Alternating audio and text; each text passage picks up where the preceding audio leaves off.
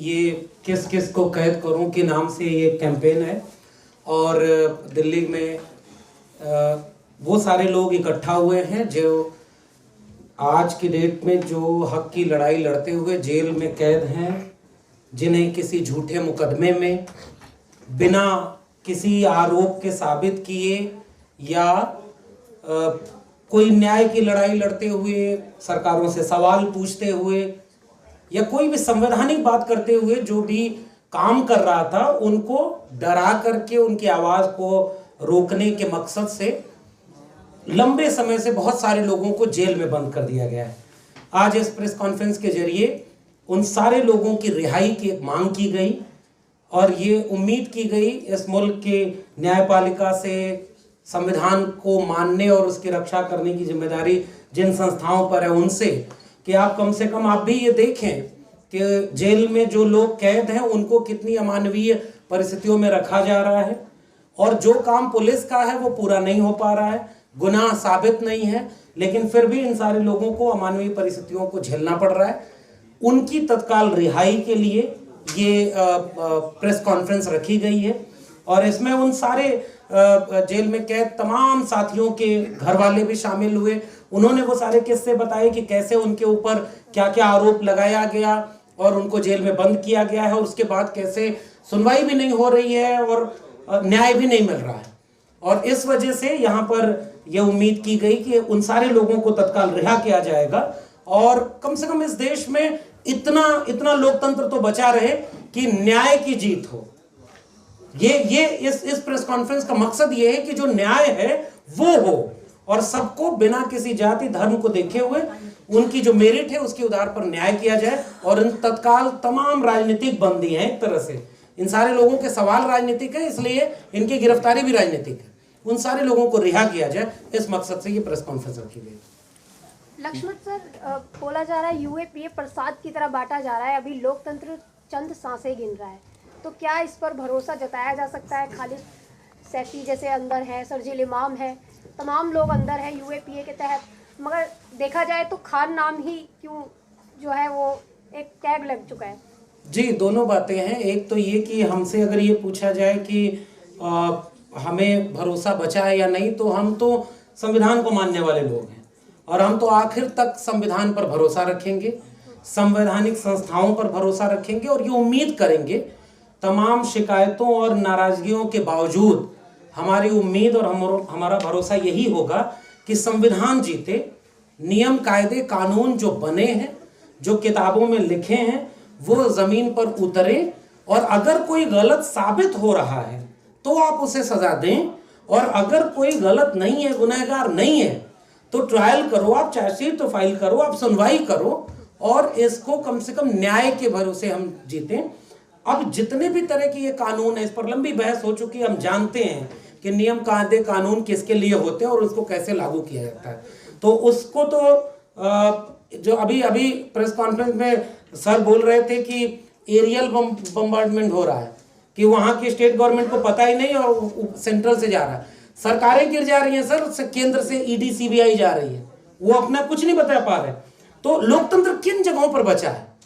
इसलिए हम जानते हैं कि केस मुकदमे उन सारे लोगों पर किए जाएंगे जो सत्ता से सवाल करेगा या जो हक की लड़ाई लड़ेगा, इसलिए ये सब हो रहा है।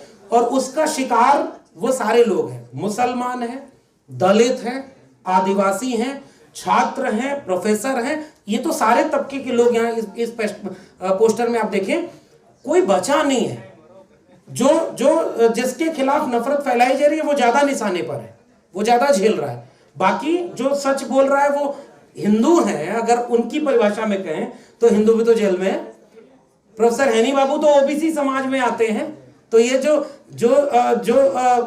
ये प्रोफेसर साईं बाबा, वो जो रुपेश हैं, रुपेश तो आदिवासियों के हक के लिए लड़ाई लड़ने वाले एक पत्रकार हैं, उनकी परिभाषा में तो वो भी हिंदू है।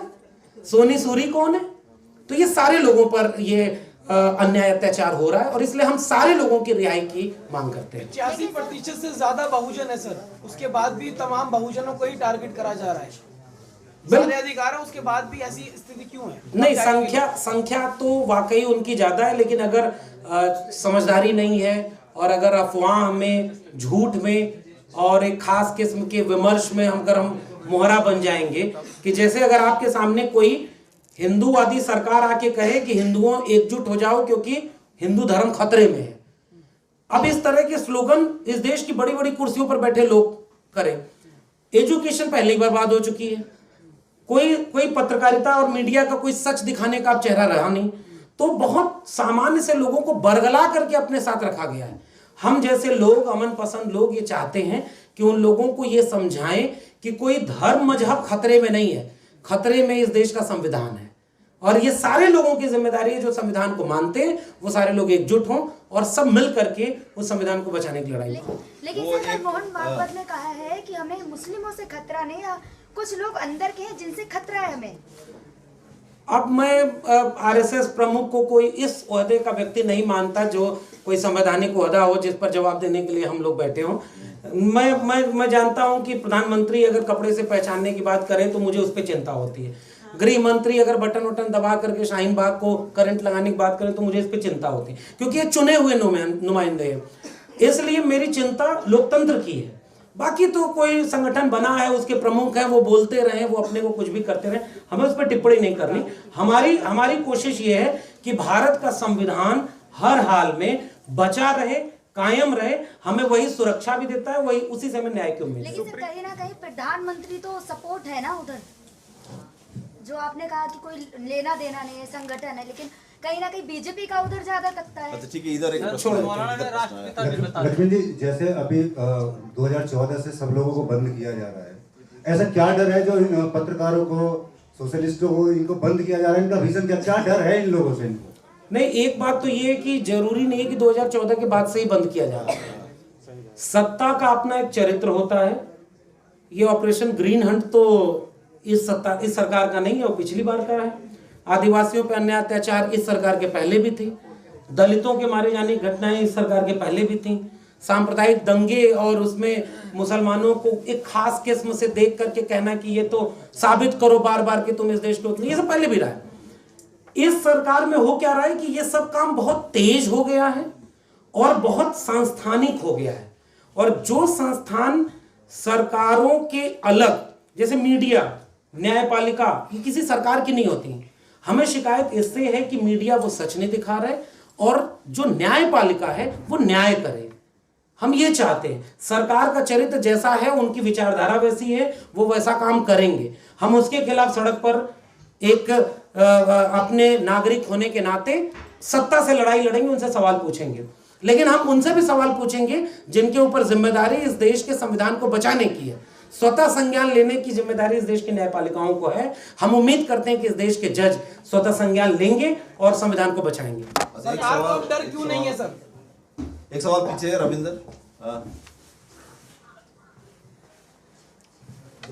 हेलो, मेरा सवाल प्रोफेसर लक्ष्मण यादव से ही है कि जैसे आपने बोला कि अभी छत्तीसगढ़ के अंदर जो मिलिटराइजेशन चल रहा है और उस पर आपने अभी बात किया, तो अब मतलब मेरा ये एक सवाल उसको जोड़ते हुए है कि जो कॉन्स्टिट्यूशन का बात है, उसको कॉन्स्टिट्यूशन को लेते हुए ही बहुत सारे कानून बनाए जाते हैं, उसी के तहत ही ये सब कानून बना के मिलिटराइजेशन किया जाता है। तो हम कितना भरोसा कर सकते हैं कॉन्स्टिट्यूशन पे और किस तरीके से यूज जो कॉन्स्टिट्यूशन का किया जा रहा है?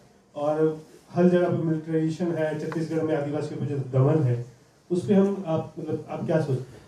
बिल्कुल, बहुत गंभीर सवाल है। मुझे याद आ रहा है डॉक्टर अम्बेडकर का वो कथन कि उन्होंने कहा कि कोई संविधान कितना भी अच्छा हो, अगर उसको इस्तेमाल करने वाले लोग अच्छे नहीं होंगे तो संविधान कागज का पुलिंदा मात्र है। अब दूसरी बात ये है कि ये बात ठीक है कि उसी संविधान से कुछ सरकारें चुन करके जाती हैं जो जनता के खिलाफ नीतियां बनाती हैं, लेकिन हमारे पास उन सरकारों से लड़ने और सवाल पूछने का हक भी वही संविधान देता है। तो हम ये मानते हैं कि हमें उस संविधान को इसलिए बचाना है ताकि हम, अगर कोई जन विरोधी नीति बन रही है, चाहे वो आदिवासियों के खिलाफ हो, चाहे वो दलितों के खिलाफ हो, मुसलमानों के खिलाफ हो, गरीबों के खिलाफ हो, किसानों मजदूरों के खिलाफ हो, हम उसी संविधान को इसलिए बचाएंगे ताकि हम अपने हकों के लिए लड़ सकें।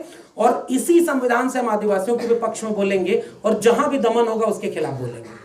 जी। सरकार 2014 से आज तक यही बात कर रही है, सबका साथ, सबका विकास और सबका विश्वास। फिर आपको ऐसा क्यों लग रहा है कि कुछ ही जातियों और कुछ धर्म के लोगों को ही जो है इस तरह से जो है जेल के पीछे डाला जा रहा है? क्योंकि मेरे सामने एक भारत ऐसा दिख रहा है जिसमें चाकू, छुरी, त्रिशूल, भाला, इस सब की बात करिए और आपके ऊपर कोई मुकदमा भी नहीं हो रहा है, और कोई विश्वविद्यालय का प्रोफेसर है, कोई छात्र है, कोई सामाजिक कार्यकर्ता है, उसको जेल में डाला जा रहा है। दूसरी तरफ अगर कोई, अभी मैंने कहा कि ये अभी की घटना है कि एक, मान लीजिए कोई हत्या हो, बलात्कार हो, दंगा हो, कोई भी गलत काम हो, अगर उसमें कोई मुसलमान है तो व्यवहार बदल जाता है, मीडिया की बहसें बदल जाती हैं, और अगर कोई और है तो एक खामोशी सी पसरी रहती है। दूसरी तरफ इस देश में दलितों को समझाया जा रहा है कि तुम हिंदू हो, आदिवासियों को समझाया जा रहा है तुम हिंदू हो, पिछड़ों को समझाया जा रहा है तुम हिंदू हो, लेकिन जब उनकी शिक्षा, रोजगार बर्बाद हो रहे हैं तो कोई हिंदूवादी संगठन बचाने नहीं आ रहा है, और उनके ऊपर अन्याय अत्याचार हो रहा है तो कोई बचाने नहीं आ रहा है। तो इसलिए साफ दिख रहा है कि शिकार कौन हो रहा है, और अंत में एक विचार होता है, जो विचार कभी हिंदू राष्ट्र बनाने की बात करता है, कभी अखंड भारत बनाने की बात करता है, वो मूलतः दलित, पिछड़ा, आदिवासी, महिला, मुसलमान, अल्पसंख्यक विरोधी है, गरीब विरोधी है। इसलिए हमें ऐसा लगता है कि ये सरकार और ये देश में बंटवारा करने की नीतियां बना रही है। लक्ष्मण सर, भीमा कोरेगांव के निर्माता जो हैं उनके ऊपर इस तरीके से देश निकाला कर दिया जाता है, वहीं द कश्मीर फाइल आती है, तो ये दोहरी राजनीति जो चल रही है वो कला पर भी हावी हो रही है, जाति और धर्म। नहीं, देखिए, किसी भी तानाशाही सरकार का ये एक रवैया होता है कि वो हर तरह से अपने विचार को हावी कराते हैं। कुछ लोगों को डरा करके अपने खेमे में मिला लेना चाहते हैं, कुछ लोगों को नुकसान पहुंचा करके। बहुत सारे लोग सत्ता का रंग देख करके कभी पेट्रोल की कीमत पूछा करते थे, और अब वो ऐसी फिल्में बना रहे हैं कि जैसे लगता है कि एक पार्टी का प्रचार कर रही हो। तो सिनेमा हो, देखिए, सुरक्षित तो कोई नहीं बचेगा ना। अगर अलग अलग रख करके सब लड़ेंगे या नहीं समझेंगे तो सुरक्षित भी कोई नहीं बचेगा, और इस्तेमाल सबका किया जाएगा, वो चाहे सिनेमा हो, चाहे थिएटर हो, चाहे विश्वविद्यालय का पाठ्यक्रम हो, उन सबको वो अपने में शामिल करना चाहेंगे। ओके, चलिए, बहुत बहुत शुक्रिया। दोस्तों, वीडियो पसंद आए तो लाइक, शेयर और न्यूज़ 22 लाइव को सब्सक्राइब करना ना भूलें। शुक्रिया। देखते रहें न्यूज़ 22 लाइव, सदैव आपके साथ।